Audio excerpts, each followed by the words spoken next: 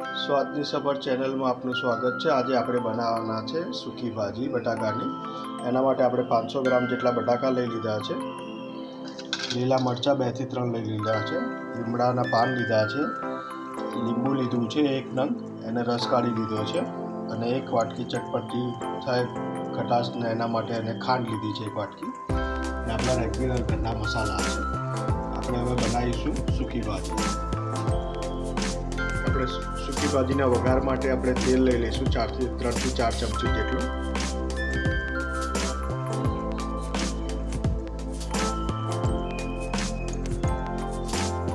તેલને આપણે ગરમ થવા દઈશું।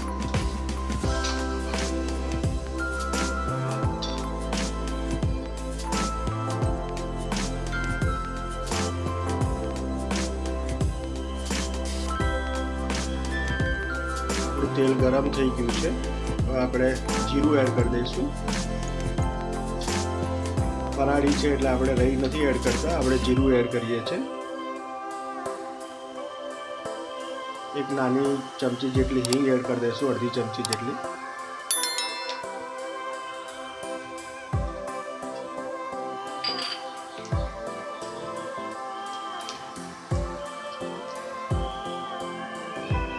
આપણે 2 નંગ જે મરચાં સમારીને રાખ્યા હતા એ એડ કરી દઈશું।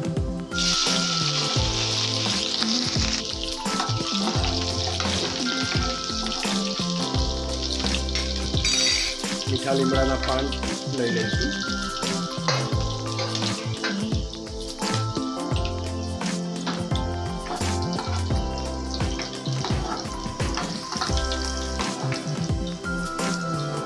પછી આપણે બટાકા બાફીને સમારીને રાખ્યા હતા એડ કરી દઈશું।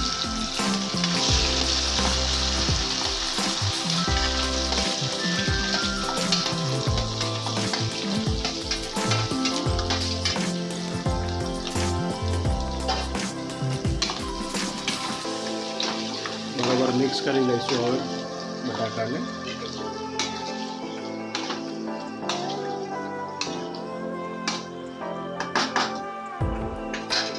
હવે આપણે મસાલા કરી દઈશું। હળદર લઈ લઈશું,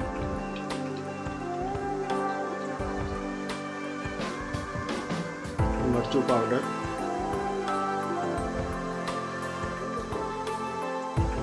ધાણા જીરું પાવડર,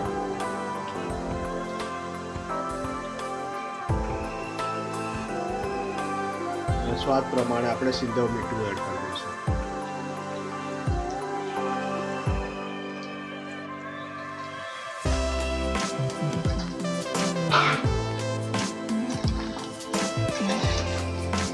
મિક્સ કરી લઈશું બરોબર। હવે મસાલા કર્યા છે આપણે।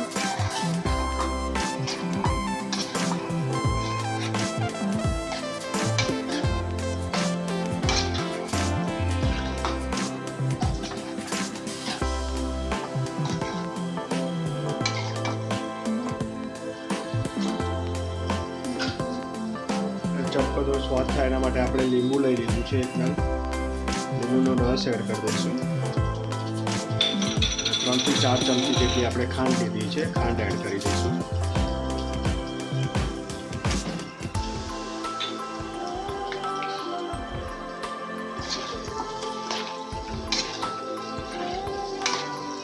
ખાંડ ઓગળે ત્યાં સુધી એને આપણે ચડવા દઈશું। બટાકા તો બાફેલા જ છે એટલે એને બહુ વાર નહીં લાગે।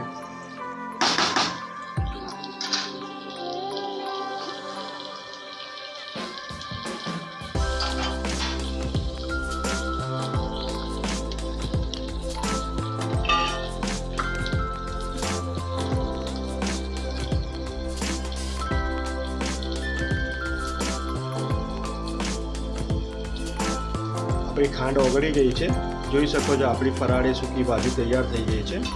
આ કોઈ બી ફરાળમાં કે એમને એમ તમે લઈ શકો છો।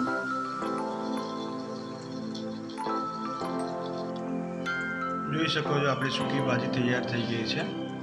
આવી અવનવી વાનગીઓ જોવા માટે અમારી ચેનલને લાઈક કરો, શેર કરો અને સબસ્ક્રાઈબ કરો। અમે તમારા સુધી આવી અવનવી વાનગીઓ પહોંચાડતા રહીશું। Thank you so much.